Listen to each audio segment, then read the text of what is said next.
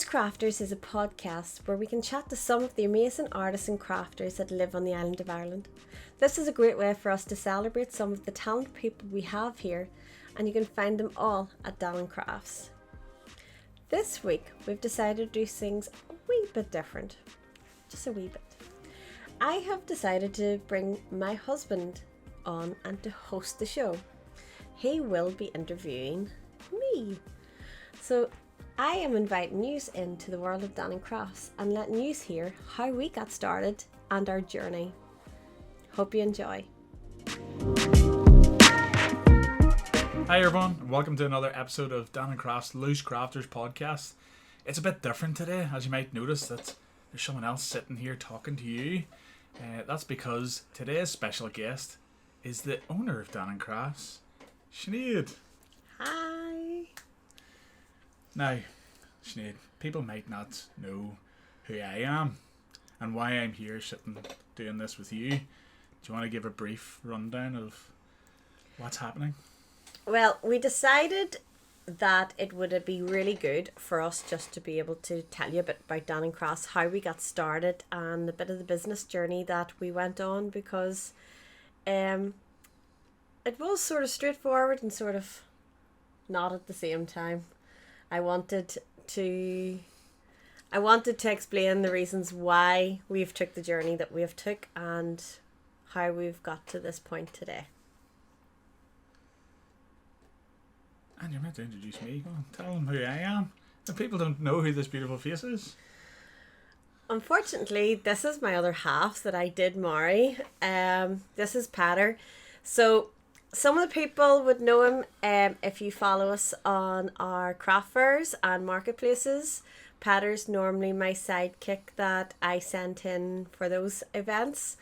Dog's body, anything heavy needing lifted, anything like that. At the end of the day, he's supposed to be the silent partner, and I've unfortunately unleashed him to the world tonight. But in all fairness, he does do a lot of pieces behind scene.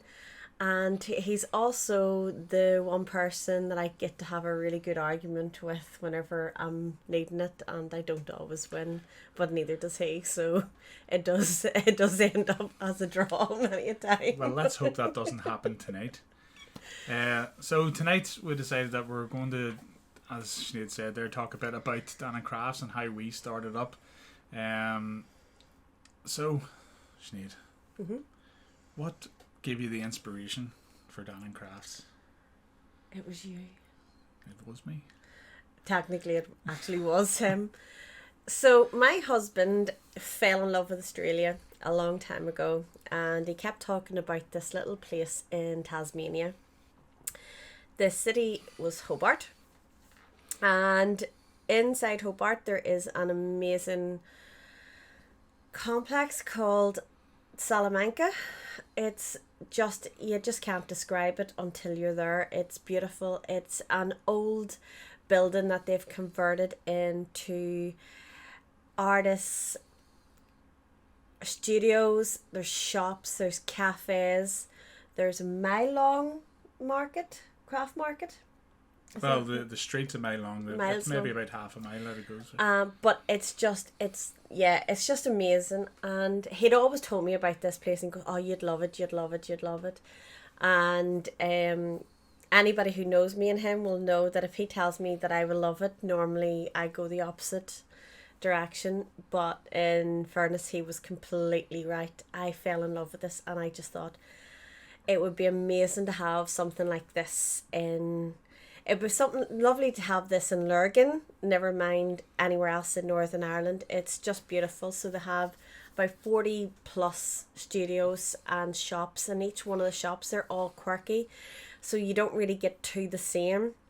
And inside each one of the studios there's some of them studio shops, and there would be about 4 or 5, max of 10 crafters. And it's beautiful, and it's a real celebration of everything local. And if anybody who's been to Tasmania, you'll actually understand that the one thing that I loved about Tasmania is that everything's very in-house. They don't really like to go towards the mainland for anything. Everything is sourced and produced in-house. and it is just a pure celebration of local.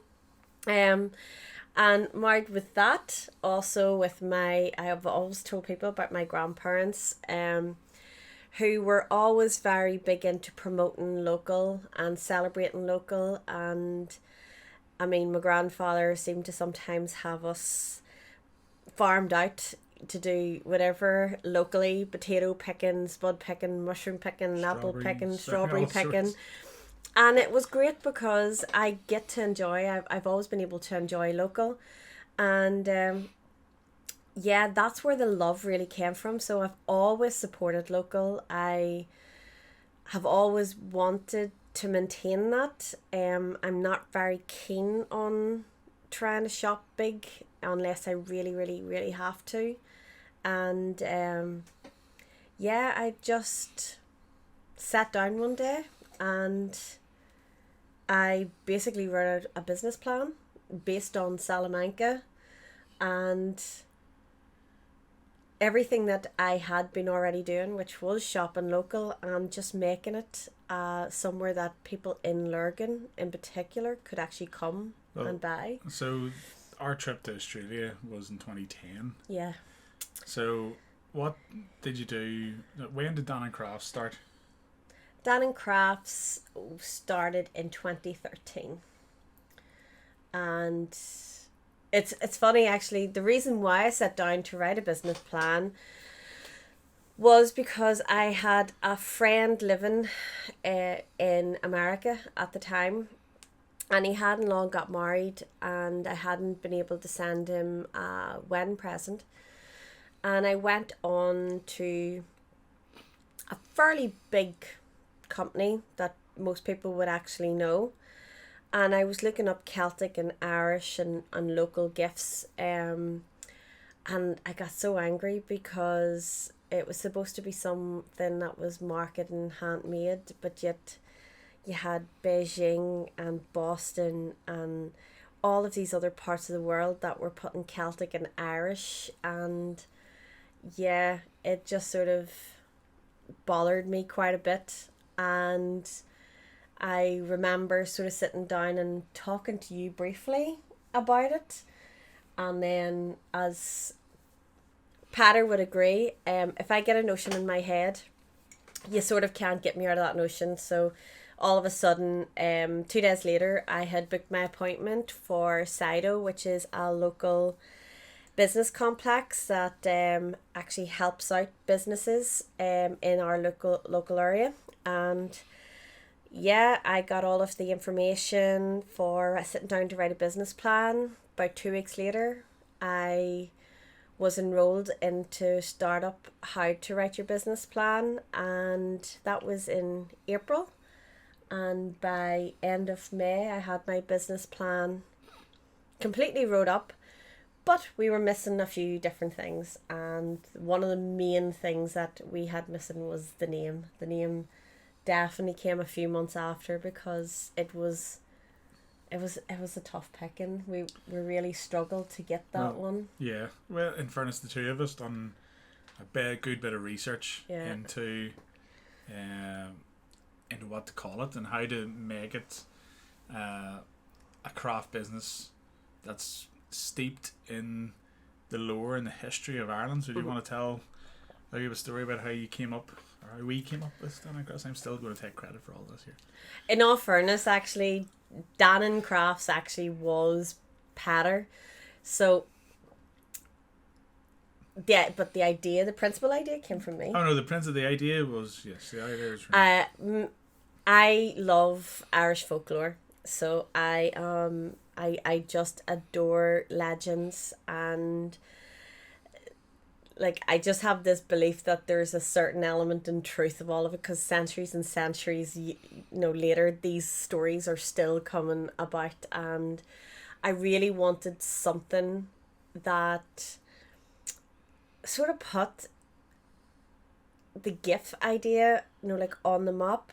And I will be honest, back then I actually hadn't really ever heard of the legend Trua de Danann. It wasn't it wasn't on my radar at all because I grew up reading about Queen Maeve and Cuchulainn being a big one, Waha, and they were the people that I grew up with because Ulster has got so many legends, attached to it. So they were the legends I had heard of. I had always touched on Danu, but I had never ever heard of Trua de Danann, the legend. And I just remember, I think it was just a throwaway comment to you. I'd love to hear, I'd love if there was just a legend about gifts in that we could just use. And then it was more about, I think we came up with the idea of hidden treasures. Yeah. Around Ireland, and so that led us down the route of searching for some myths and legends from Ireland about treasure. And so I came across the Trua de Danann. And do you want to say what it is about? Do you want to? Do you remember the the story? I do know the story. I've also, over the years of running this business, it's got shorter and shorter and shorter, and I just keep telling people just read it because actually you don't have to the get legend. It perfect. No, because the legend itself is quite a long legend. But basically, Danu is one of the it's actually one of the most powerful Celtic goddesses. First goddesses. Yeah.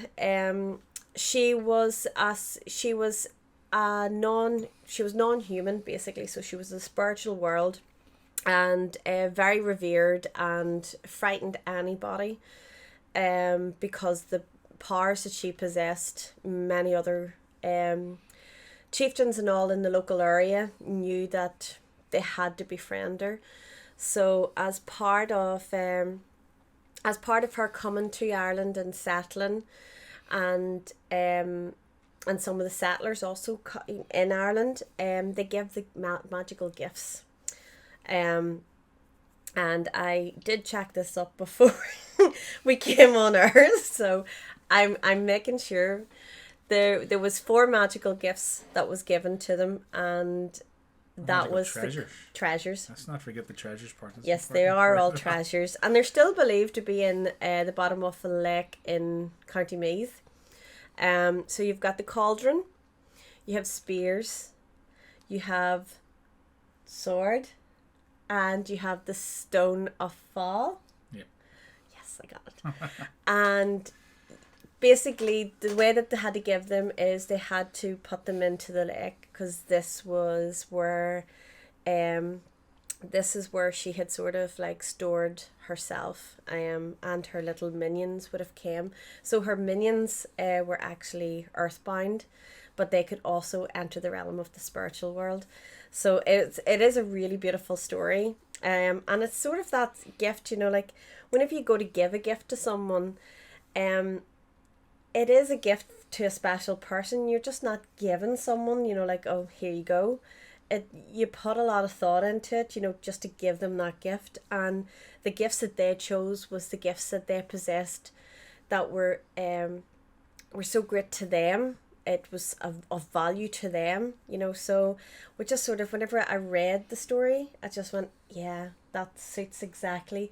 And we had parts of our, so our slogan is Home of Irish Treasures, and basically that came about randomly, where I think I was cleaning out the dog pen whenever that one came into my head, because whenever I say, that's like, where all good ideas come from. Yeah, normally whenever I'm doing something else pops into my head.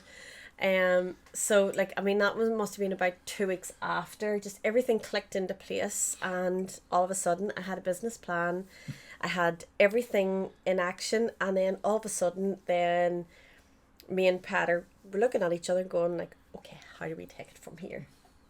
And then this is where he comes into action. Is it? Yeah. Alright, I wasn't here to be interrogated. I'm here to ask No. So, whenever you're taking the business plan, you're taking the name, yeah, Danann Crafts, taken from the followers of Danu, who was the Trua de Danann. Mm-hmm. Because Danann Crafts just didn't have the same ring. I think Danann Crafts just hit. But we've taken that business plan and took it forward with the idea that you hadn't planned. Now I believe I did bring this up at the time whenever we've done it about looking at a high street shop. Yes, I did want to do And that. Sinead didn't want to do it. No. So we went down two different routes with Yes. it. And the first one, well, both are still in action. One has been sort of laboured by COVID. But the first one was that we were going to build it as a website. Yeah. And the website was, what was the ethos and the philosophy behind the website? Well, the website was for us basically to put it out there that anyone from across the island of Ireland could actually own their own place on our website. So it meant then that we weren't having to travel the distance all over Ireland. People could just go on, and it's a hub. It's somewhere that if you were looking for a genuine Irish craft or Celtic craft, you could actually just go on to our website and purchase exactly the way it is still to this day. So we did go off the radar a wee tiny bit for a few years because we wanted to make sure that whenever we updated the website that we had minor flaws in it. Oh, yeah. But that's only because whenever we were starting out in business, we knew exactly where we wanted to go, but like any business owner, we were still learning at the time. And I just want to point out that at this point in time, we had our first child, and he was born in 2012. So whenever I was sitting down to write this business plan, you would have probably seen photographs and stuff of him. I call him, well, he's not the mini boss anymore, but he's mini CEO, I think he's actually nicknamed himself. And he was about 6 months old. So I was writing and doing all of this whenever I had a 6-month-old in the house. And the whole idea of not having the webs or the shop too was I wanted it to be able to run it from home and be able to have time with the kids. The kid at that stage. But yeah, it was all about the website. It was about getting our name out there. It was trying to produce something that people could go online and go, yeah, oh, did you see that thing in Danann Crafts? Oh, did you know that all of their items are made local? And that was a big thing for me. And that's what I really liked about and still do enjoy about the website. So what was different? So you're saying there that it was obviously focused on local crafts, and local being the island of Ireland. But what made it different from the likes of Etsy? Well, at that stage, Etsy was very much on the changeover. So, Etsy was entering the realm that they're still in, is where they have allowed a lot of non-handmade items enter into their platform. So it was really hard for people to basically just go on and buy Irish crafts. In some instance, I know from being a user of Etsy too, like sometimes you really had to dig hard because people were using the hashtag or using that in their subject line to bring in more people, but they weren't actually based in Ireland.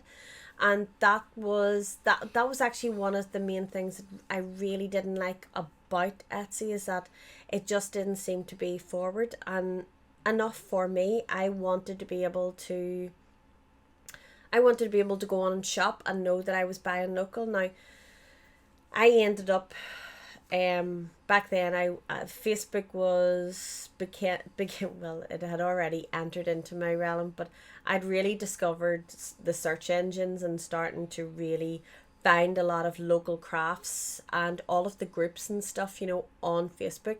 So I ended up having to slightly turn that, where I had been going on to the likes of Etsy and all the rest. I was then really trying to shop local by going on Facebook, and I have to say, it was fun, but it was really hard trying to find the crafters because some of them were still in action, some of them weren't in action anymore.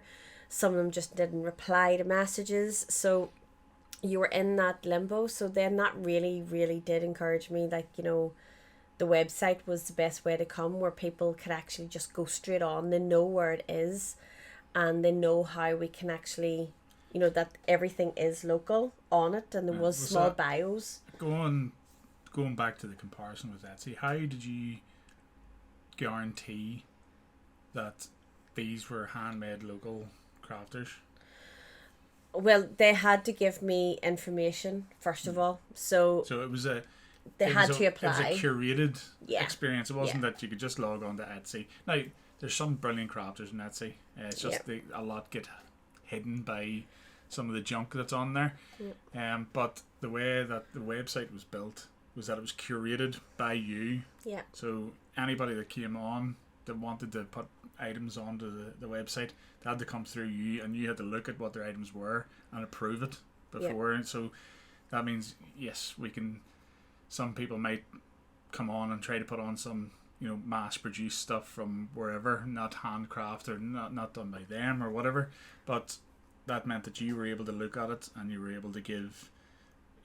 Sometimes it was even just feedback, to get it to change to how the ethos of the website was meant to be. Yeah, no, and it's still operated like that to this day. You just can't go on and buy, you know, just no, not go on and buy. You can just go on straight away and be able to open up your own shop with Danann. You know, you have to message us, or you have to seek approval on our website. So that gives us a chance then that we can actually check out things, or if there's not enough information for us, so we can then message, you know, the crafter directly. And that's something that I value quite a lot of, because then it means that we're able to also manage the website, so there's not too much of just one thing coming onto the website, and that it's always something different. It's unique in its own way. So, and at the same time, it's allowing us to have that edge that other people trying to do something similar, is that we're still allowing crafters to have their own control over everything, but we're just making sure that we have everything to the T, and we're actually standing by our ethos of handmade on the island of Ireland, and that is the biggest. I think it comes down to, as well, it's a personal connection. Yeah. With the crafters, you know, all the crafters by first name. Yeah. You know, and you've chatted to them many's a time, and I think that makes all the difference, because there's a personal connection there that you can then take advantage of by not only promoting the crafters, but also helping each other along the way. No, it's, I mean, just even for Dan, like during that time, like there's been some amazing artists and crafters that I've been able to help design, or they've came to me going, Sinead, I'm doing such and such, what do you think? And they're asking me for input, you know, and I'm happy to give them input, you know, or, you know, advise. Like a few times there's been, you know, one or two people have been putting items on, and I was like, oh, you know, your background there's just not clear, you know, like there's too much action in the background, you know, just set that on, and be able to advise them, you know, and that gives them the edge too, because the one thing whenever you're owning a small business is that networking is a very key component. I mean, I found throughout the years now, it's bloody scary to think that's 8 years that we've been doing this, but in that 8 years it's been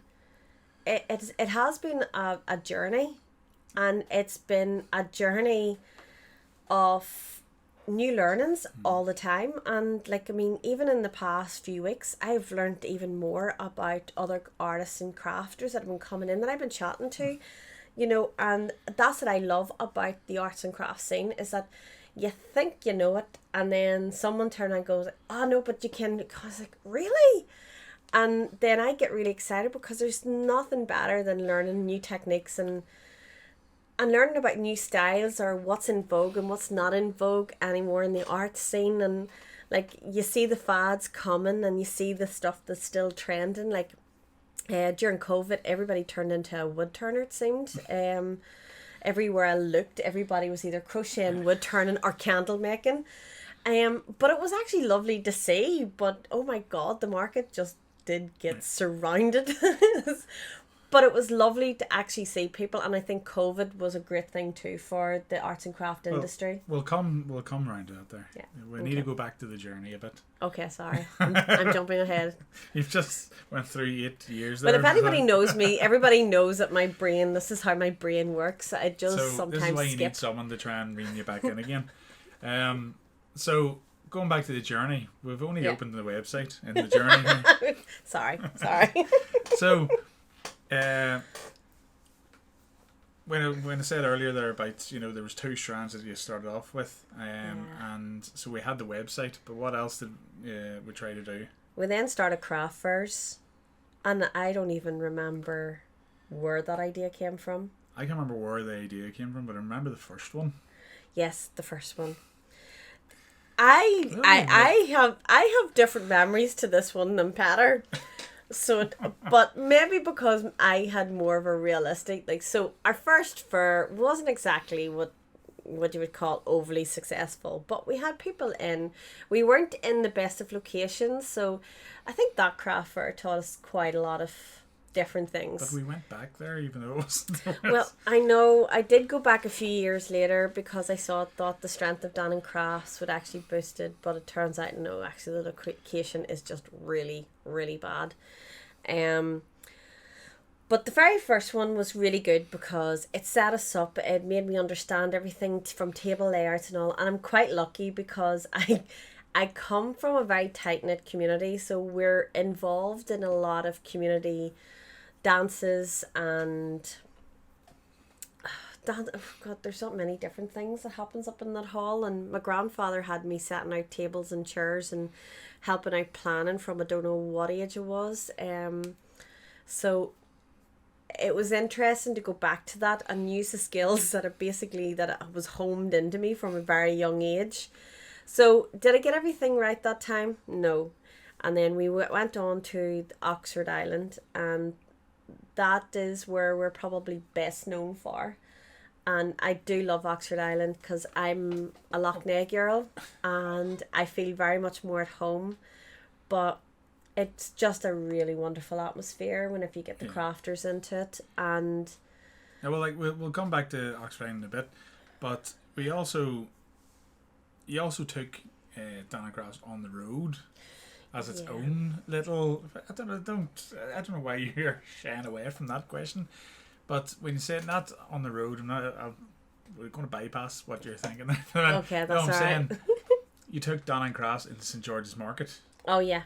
And obviously people from the north know St George's Market is one of the most well known and biggest markets over here in Belfast, certainly. Belfast. And on a Friday, wasn't it a Friday? It was a Friday, yeah. Friday, Sinead packed up all of her stuff. Left at 5:30 in the morning. Got there for 6 o'clock. And then didn't leave there until after 3. It was a very long day. I have to say, Well, first of all, I'd like to say is that St George's Market is a big step for anyone, and it's hard to get in. And you got in, and you took advantage of it. No, it did. And it was actually good practice, in all fairness, for the craft fairs and for the shop in the long run. If anybody has ever done St George's Market on a Friday, they know that it's not exactly the easiest out of the markets. The easiest markets that they're doing is Saturdays and Sundays, because people who normally work Monday to Fridays, that's where they all are, on a Saturday and Sunday. And we got offered Friday, so I went with it. And yeah, it was great because it taught me so many things. It taught me how much to put out on your table, how little to put out on your table. I started then looking at ways. So the very first day, I think I sold 1 or 2 pieces, and it was a big learning curve. I started talking to the other traders. They were telling me about how to set up, maybe dress your table, then, take things down, from the table. And then by the end of it, I don't even know if I still have photographs on Facebook from the very first table to the very end Yeah, one. I know. They're chalk and cheese, and that sort of did give me a really good basis for the store, because it got me interacting with people. It got me interacting with other traders and other crafters. So whenever I ran craft fairs, I understood whenever people didn't have a good sales day. Because Fridays in there, I didn't always have good sales days, and I knew, like, walking away from those days, it's so gut wrenching whenever you've got up at 5:30 in the morning and you've ran out to down the road in the motorway, and you've just left a 1-year-old behind.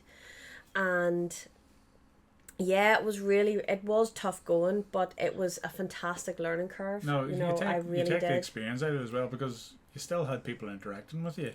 Yeah. As Sinead, the one thing Sinead took a long time in learning is marketing yourself is nearly just as good as selling stuff. So getting the word out there and getting people to know about Danann Crafts and getting Yeah. people to contact you about various different fairs, and people coming back to you because they know Yeah. that you're there. Getting yourself out there was certainly something that Sinead took a long time in understanding. Yeah. Was very beneficial. Oh, but like, trying to market a new business, and whenever you don't have all the know-how, so it was really tough going. And like, I spent most of my time on Facebook thinking that that was the only way that we could actually do it. Which is paid off now for us, because we do get good, Well, social it's better now interaction. when you've got an established business.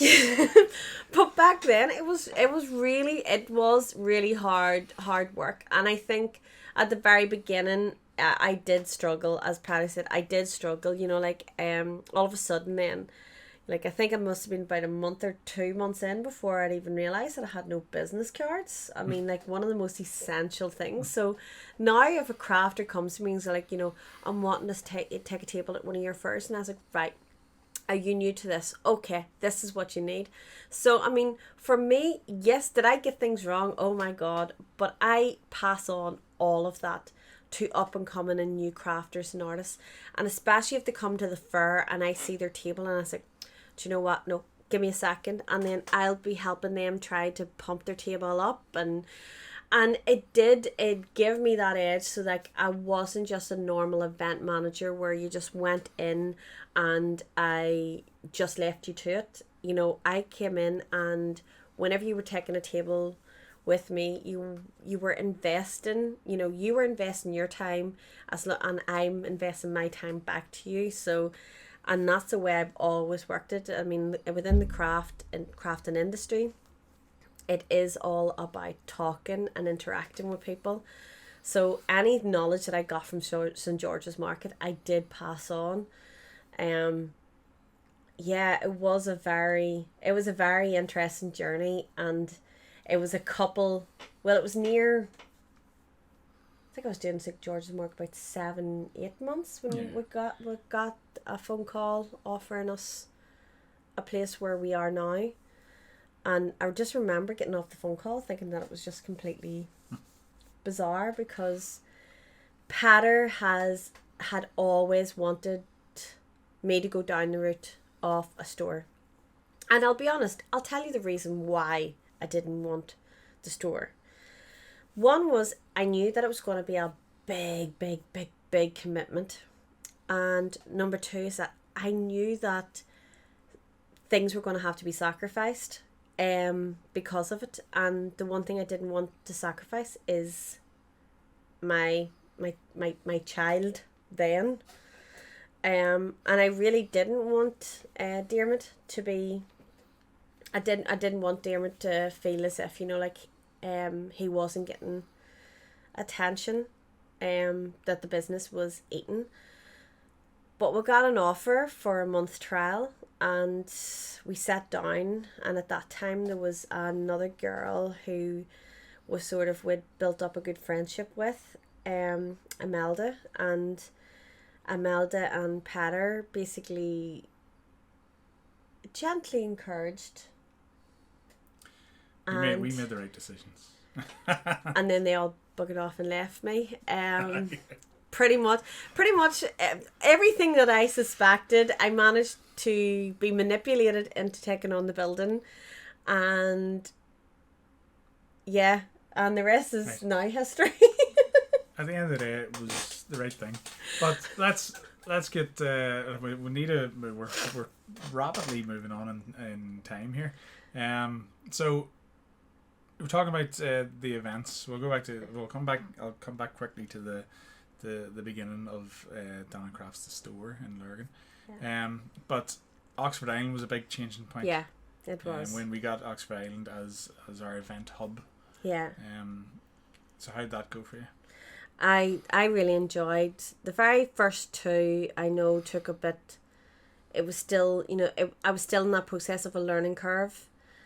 I was trying to figure out layouts and everything, trying to see what way of working. So the interesting thing about Oxford Island, it's all about table layout, and I think it took me to go back after taking a year break away from it, to go back, and then I managed then to configure Oxford Island properly. So we done it on a monthly basis. Yeah, and for it how was, long was that? So you say the first stint. So how long did we do that? About 18 months. It was 18 months, and then we opened the store, and 18 months we done that, and it was great because we were getting an awful lot of regulars coming in and out. One thing we realised that come November, Oxford Island is not really the place to... So Oxford Island is a nature reserve, and it's really good during the summer and the autumn, and spring is really good. But in winter it sort of dies a death. People don't want to come out in the cold to say. Yeah. But so at that stage made the decision, not only were we opening the store, we also made the decision to move to Portadown. Oh well, that was a few years after. When do you think that was? That was end of 2015. Right. So. And when did we open the shop? 2014. Yeah, no, it was about. How did that come about actually? Oh, I know how that came about. Yeah, so we had been. How did that come? I can't even remember. Do you know that? I actually can't remember. Yeah. Because no, the reason why I'm saying about Portadown, because you were well established in Portadown, and then we had another child who was then, you were pregnant while we were in Portadown for the following Christmas. Oh, I know how. No, I do know how that came about. I had decided that it would be great to have nearly like a weekly or a fortnightly fair coming up to Christmas. Yes. And that's how that all came about. So I had been trying to think of locations, and the only place that could come into my head that I knew that had a good open space and had an empty unit was High Street Mall. And I messaged the owner. Oh well, not the owner, the manager at the time. And yeah, that's how that sort of came about. And that was actually, that was an awful lot of hard work. That was an awful lot of hard work, but it was successful. It was the first 2 years in High Street Mall was brilliant, but back then they had Dunn stores, and there was an Argos, and had a lot of the big stores. And yes, when we decided to do that, I actually think I think that all came about because I asked about Country Comes to Town. I think that's where that came about. But it was too late. You were in one of the units for A Country Comes to Town as just a stall. Oh, yes, you know what? It's all coming back to me now. Louise Lavery. I just have to keep her. Yeah, right? I know. There's something must have happened. Louise Lavery from the Bank of Ireland, she is working in the Portadown branch, and she invited, Danann Crafts in. Louise one of my very first customers in the store. So Louise invited me along to do a pop-up as part of the Bank of Ireland Small Business Day or something like that they used to run. And then I got talking to Tracy, who was the High Street Mall manager at the time. And then, Tracy was a talker, I was a talker. And then by the end of the 2-3 days, and it was coming up to Christmas that actually happened. Because I just remember a business owner coming in and he ordered 100 small soap sets for me, and he wanted them the next day, and I honestly wanted to cry by the end of it, because at that stage there was really only me, and I was sitting up to God knows what hour of the day trying to put 100 Things you have to do. give sets together and praying to God that I had enough of the soap sets left to make it. But we did, we got there. And then that's how that sort of came around. So that was through, I actually think that was, that was, it might have been 20, that all might have the been years are now melding into each other. But in 2015, we had, again, we're in High Street Mall for the Christmas period. And at the start of November, we were due our second child. I think you've missed out on a big bit here. We're talking about... We opened our shop on the 1st of December. And then come February, we found out that we were pregnant with our second, which was a lovely shock to the system. It's fine. Because the whole time, it took me probably, I had the worst baby brain. And hasn't gone away yet. It's got better. But no, at that time, wouldn't recommend to anyone being pregnant and starting up a business at the same time, because that was an awful lot of hard work that was going into me discovering how to operate a shop, how to run a shop, how to market a shop, how to do everything right for a shop at the same time as your hormones being all over the show. And then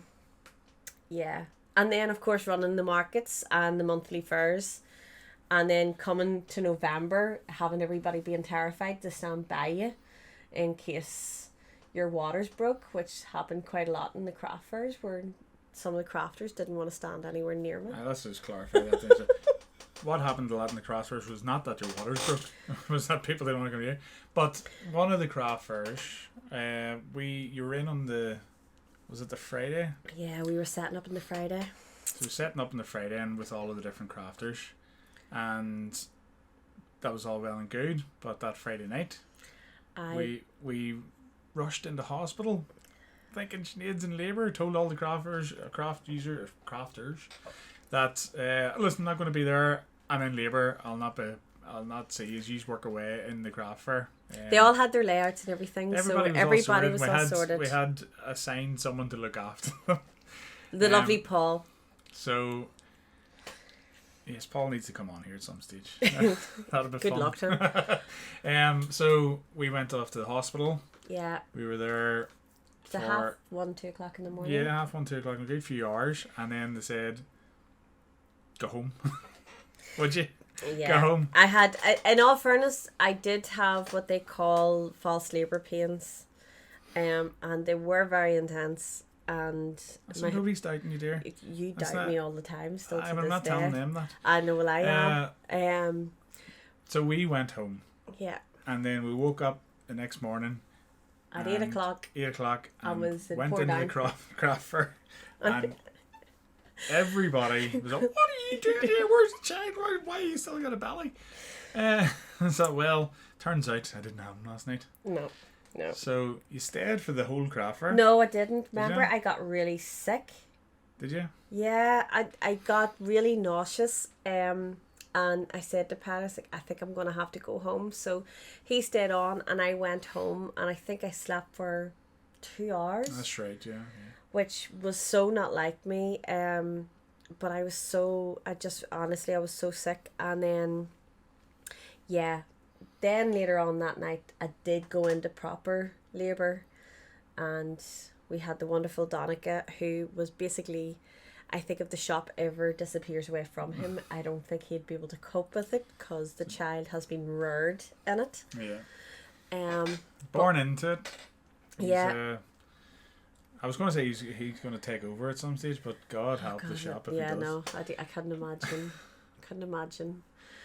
So that just shows the two children have grown up with different periods of the shop and of how it's been and working. Dermot, like, just, you know, like, for Dermot in the business, like, Dermot, God love him, like, but Dermot was in a prom being rollered into every single meeting. Dermot was in with the business managers. He was in whenever stuff was happening in the shop.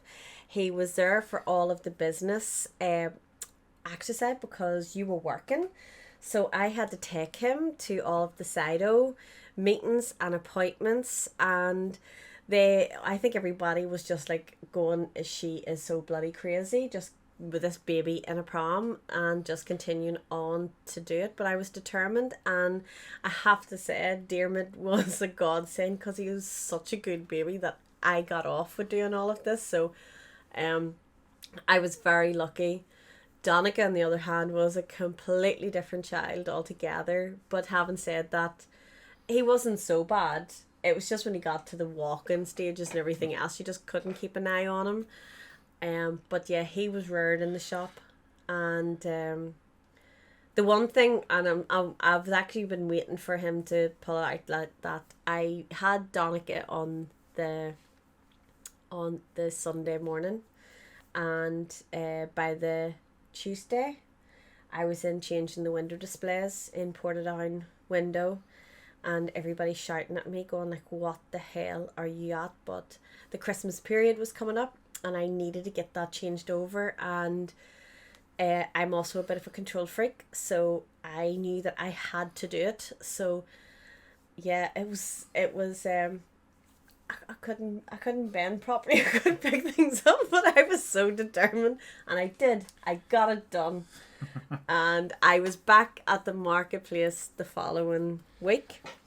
I didn't stay. Patter did take over, mainly because I think half the crafters back then would have killed me if I actually did stay, because they all thought I was completely insane. But that was the joys of being a new mum and running your own business. I think I got a week off from the shop, but actually I was just busy doing stuff at home with the child, so it made absolutely no difference at all. So the shop then. Yeah.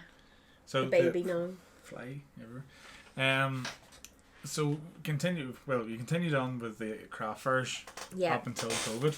Yeah. And flitted between High Street Mall and Oxford Island and a couple of different wee ones.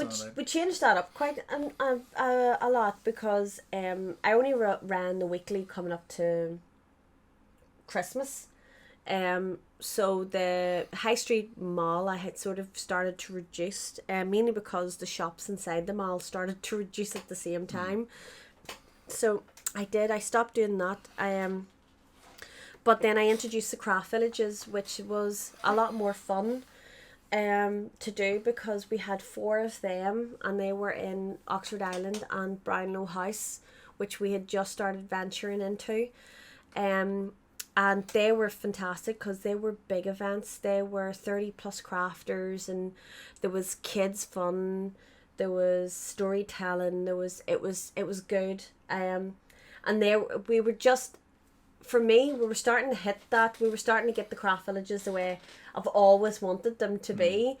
But again, that was my confidence only starting to go out, where I challenged myself to take that leap, because you just don't know. How far you can take it, and you just get to that sort of maybe I'm just a bit of a self-doubter. I just self-doubted myself that I couldn't do it, and then just one day I just went with it, and we started to find a lot more people interacting, with the craft villages, because we did make them out to be they were a bigger event. There was a lot more energy put into the craft villages, because they were 1-day events. And yeah, I was really starting to enjoy them whenever COVID had struck, and yeah, and that just floored everything there. But we'll get it back. yeah, Like, no, the craft, it will the be. crafters It'll be have 20 also next year.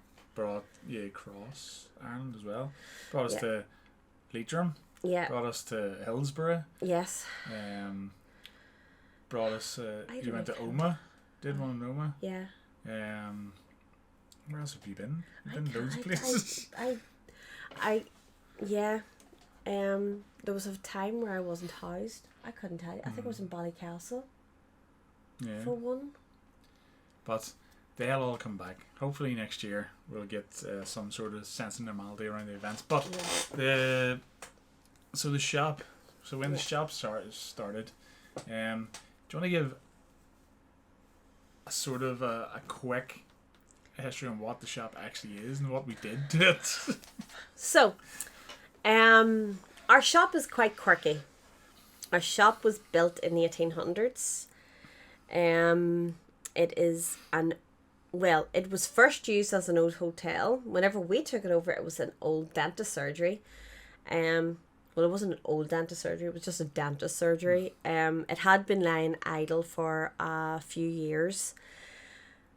So I thought, no bother. Sure, there's not much work has to go into it. Like, you just have to plumb up a few pipes and, yeah, oh God, it just seemed to go on forever. Actually, I'll be honest with you. Yeah.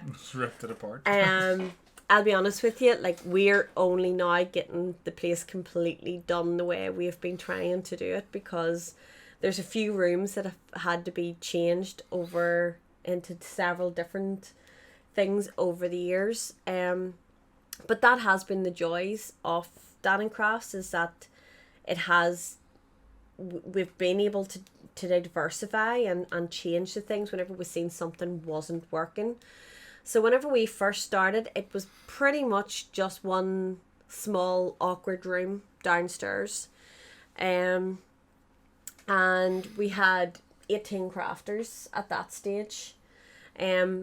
Primarily, most of them were all people who had been at our Oxford Island fairs.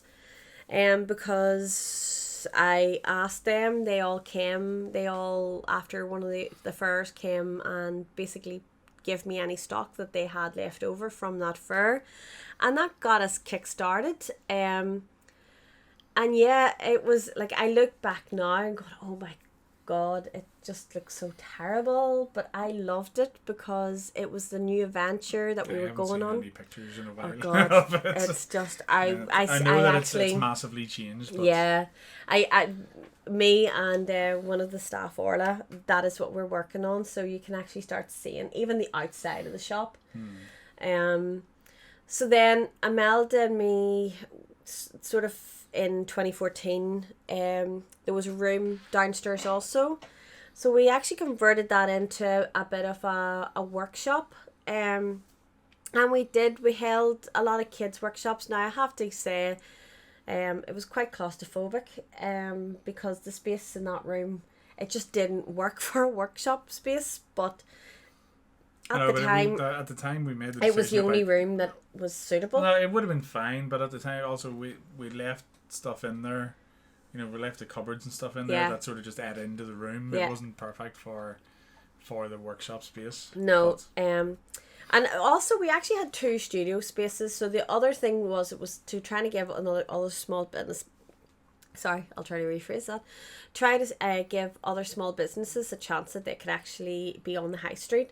So the 2 small businesses was actually Imelda. So she was doing Imelda's Designs, which was a lot of card crafts, candles, personalized candles and wedding paraphernalia and that sort of thing that she was sort of into. And then we did get down, she's teamed up with another girl, Jude, and they done air dry clay, which was great because then we were able to do a lot of different types of kids workshops inside the store. And that's really how our kids workshops did start off. And then we had Deirdre Kyo jewellery, and Deirdre has just retired. And So it was still, we were still developing, I'll be honest with you. I mean, like, I love now we are getting people coming in who haven't really been in with us from the very start, and they're just wowed at what we have done to the place. But again, that's been over the last few years, and I jumped in COVID, and COVID was my time to reassess the business.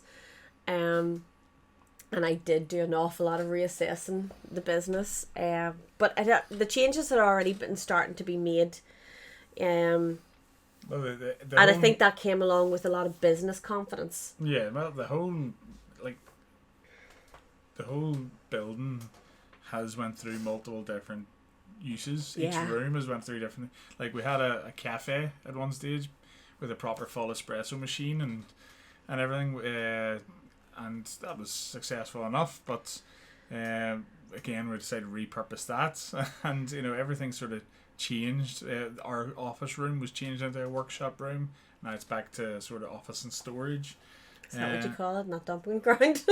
I prefer to give a good opinion to the people, not to inform their own impression. But yeah. So each room, so there's now what rooms are there now? When we started off, we had a shop which was two parts. Two parts. It's still the shop, the main shop. Yeah, it's just literally been made to look more like a shop. I know you can still And it was rearrange the nicely, space. yeah. And the So we've shelving. tried to go quirky, but like I'm on a bit of a modern tech, and everything that we do. The one thing I do want to emphasize is that everything that we have actually used inside that building has been repurposed. So there's not much of it is actually brand new. Everything has been like old apple crates, and whenever the courthouse bar were redecorating theirs, I think the McConaughey's looked at me really strange because I went and asked them permission. Can I raid their dump bit of wood out the back? And I took drawers and doors and stuff that you just wouldn't think why. And yeah, we repurposed them. We got units out of it. We got sinks out of it, to make now the two workshop spaces. Like there's a lot of things like that we have done. Then like the front room is probably the one room that actually has gone through a few different stages. So it was a workshop, it was a cafe, it went back to being a workshop room, then it was trying to be an art gallery at one stage, then it was a community hub, and now it's actually exactly the way I want. So it's actually merged with all of them, so you can sit down at our community table and have a cup of tea, our coffee from, we basically have a coffee machine now up in our kitchen, so we bring it down to you. So beforehand the coffee machine was in that room, and it probably wasn't the most enjoyable of experiences because it was quite loud and it's not exactly the biggest of rooms. No. And we have now Buchanan Books, so we actually have a second-hand book retailer in it, and he's a small retailer based in Monaghamore. So he is in doing his thing, and it just brings that wee bit of more of an edge on the shop, between the books and the artwork in that room. And then when you go upstairs, there was we now have, well, that room has only really ever been either a workshop or an extra shop space, but it never really worked properly as a shop space. And we started converting it into basically like an over, for teas and coffees, and then it turned into be a workshop. And that was the help of pretty much Grace and me sitting down going, we need to do something with this room because it was just so bland. And that room has just gone under another makeover. And Deirdre has moved out, and that room was always a studio rental room. And that has just, it's in the process of being done up as a secondary workshop. And then we have another wee small, I call it the purple room, which you keep asking, where is it? Because I just have these labelled differently. And I actually really love that room. So it's the smallest room in the entire building, but it's a private space, and that's what a lot of people like about it, because you're not in anyone's way. So you can go up there and you can sit and you can talk, you can read, you can work at your computer while looking out onto the main street. And especially whenever we're hosting our kids' parties, it's really nice because the parents can be there without being in the room. So we host the party, we do everything for them. So, and the parents always talk about how enjoyable that is, because they can sit back and relax, and yet they're not having, their kids coming in, mommy, mommy, mommy.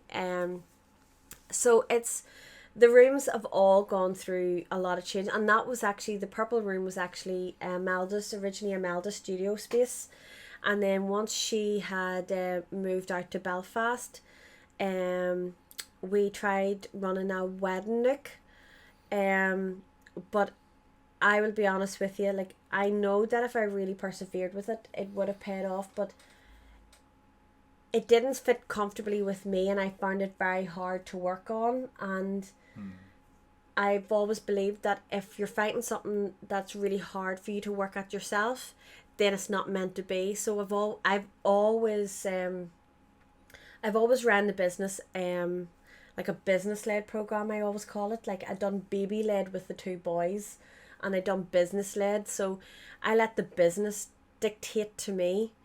And then one day, about 2.5 years ago, we went out to the courtyard and went, this is dead space. Yeah.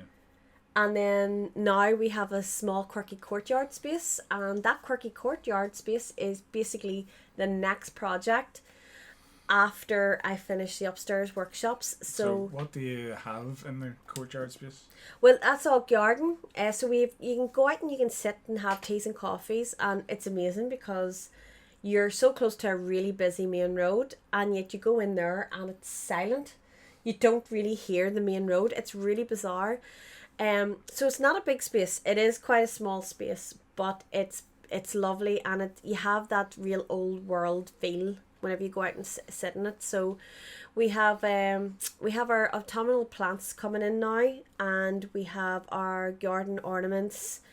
They're all out on display, and again, all of these are all sourced locally. So the plants come from Fox's Nursery and Lindsay Rogers here in Trasna, and Fox's Nurseries in Mohry.